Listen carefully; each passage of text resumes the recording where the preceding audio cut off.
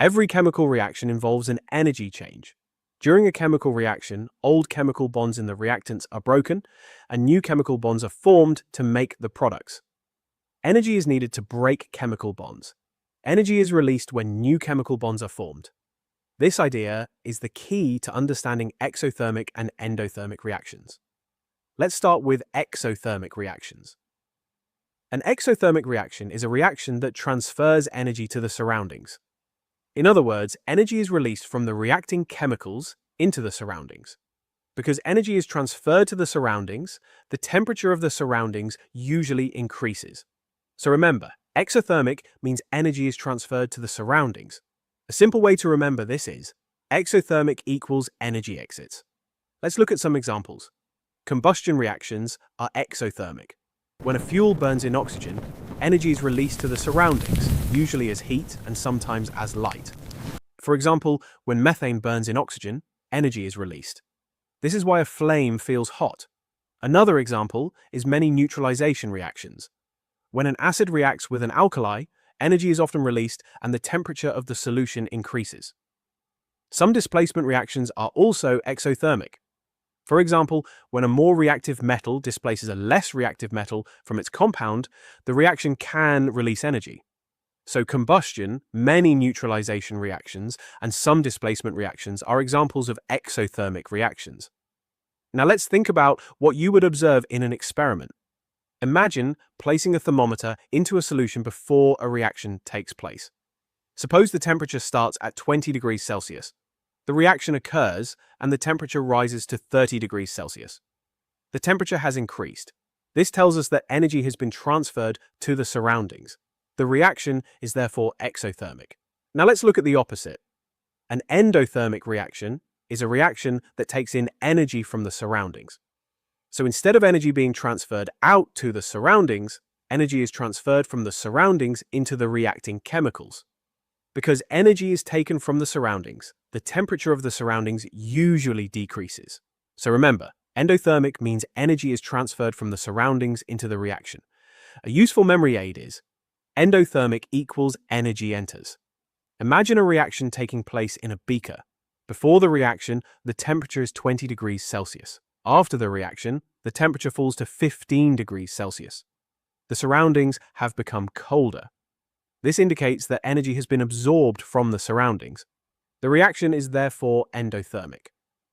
One common GCSE example of an endothermic reaction is thermal decomposition. Thermal decomposition is when a compound breaks down into simpler substances when heated. For example, calcium carbonate can be thermally decomposed to produce calcium oxide and carbon dioxide. Energy must be supplied for this reaction to occur. Another example is the reaction between citric acid and sodium hydrogen carbonate. This reaction absorbs energy from the surroundings, so the temperature decreases. Some reactions used in instant cold packs are also endothermic.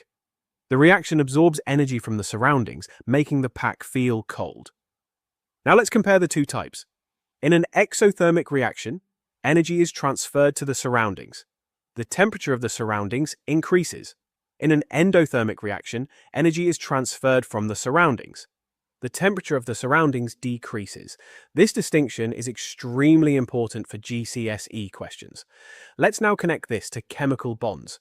Remember that chemical reactions involve breaking bonds and making bonds. Breaking chemical bonds requires energy. Making chemical bonds releases energy. This gives us a very important rule. Breaking bonds is endothermic. Making bonds is exothermic. Let's look at an exothermic reaction. During the reaction, energy is needed to break the bonds in the reactants. But when new bonds form in the products, even more energy is released. If more energy is released when bonds are formed than is absorbed when bonds are broken, the overall reaction releases energy. Therefore, the reaction is exothermic. Now let's look at an endothermic reaction. Energy is still needed to break bonds in the reactants. Energy is also released when new bonds form. But in an endothermic reaction, more energy is needed to break the bonds than is released when the new bonds form. Therefore, the overall reaction absorbs energy, so the reaction is endothermic. This gives us an important GCSE rule.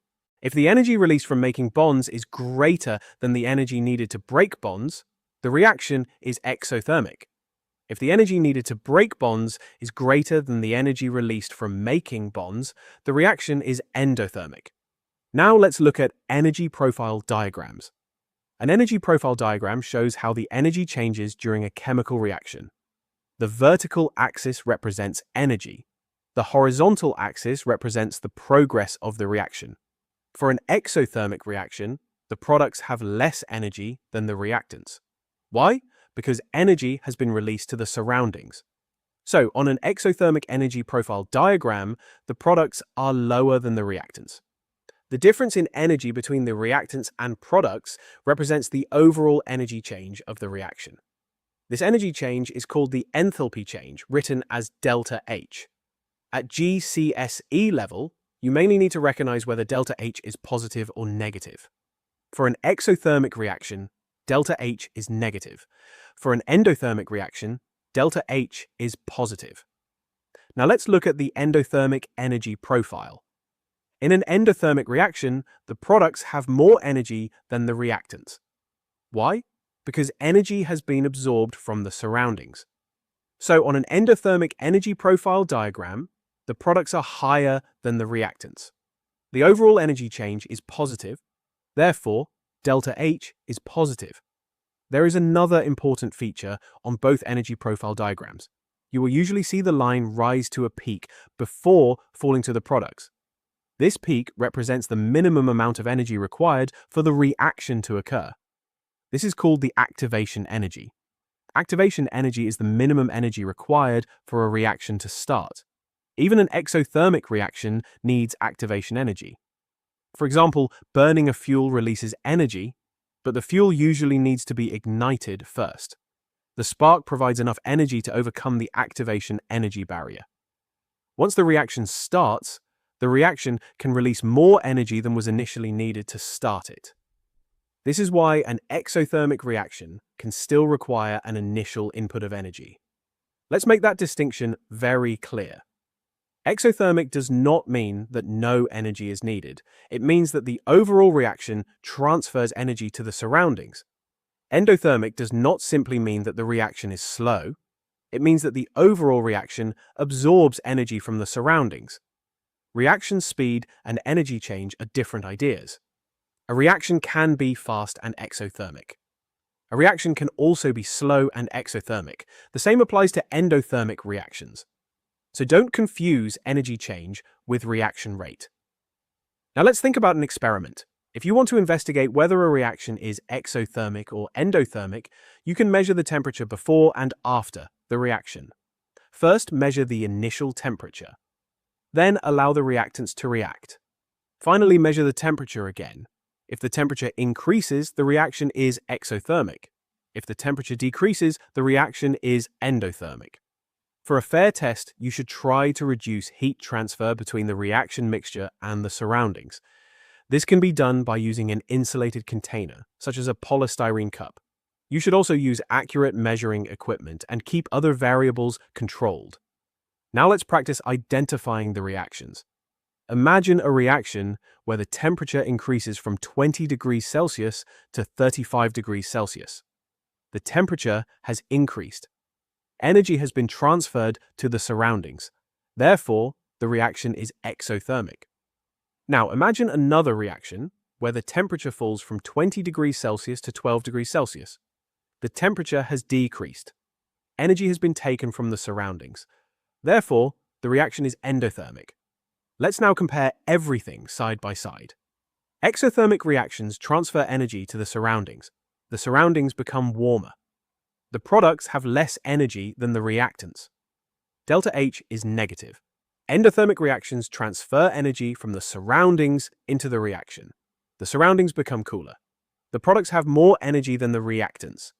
Delta H is positive. Now remember the bond rule. Breaking bonds requires energy. Making bonds releases energy. If more energy is released making bonds than is required to break bonds, the reaction is exothermic. If more energy is required to break bonds than is released making bonds, the reaction is endothermic. And remember activation energy. Activation energy is the minimum energy needed for a reaction to start. Both exothermic and endothermic reactions can have an activation energy. Let's finish with some GCSE-style questions. What is an exothermic reaction? It is a reaction that transfers energy to the surroundings. What happens to the temperature of the surroundings? It increases. What is an endothermic reaction? It is a reaction that takes in energy from the surroundings. What happens to the temperature of the surroundings? It decreases. What happens when chemical bonds are broken? Energy is absorbed. What happens when chemical bonds are formed? Energy is released. What happens to the energy of the products in an exothermic reaction? The products have less energy than the reactants. What happens to the energy of the products in an endothermic reaction? The products have more energy than the reactants. What is activation energy? It is the minimum energy required for a reaction to start. And finally, remember the two key words. Exothermic means energy exits to the surroundings. Endothermic means energy enters from the surroundings. If you understand those two ideas, along with bond energy and energy profile diagrams, you have the essential GCSE knowledge needed to understand exothermic and endothermic reactions. Thank you for watching. If you found this video helpful, please like, subscribe, and share it with your friends. Your support really helps the channel and allows me to create more chemistry lessons like this. If you have any questions, feel free to leave them in the comments below, and I'll do my best to help. Thanks again for watching, take care, and I'll see you in the next video. Goodbye.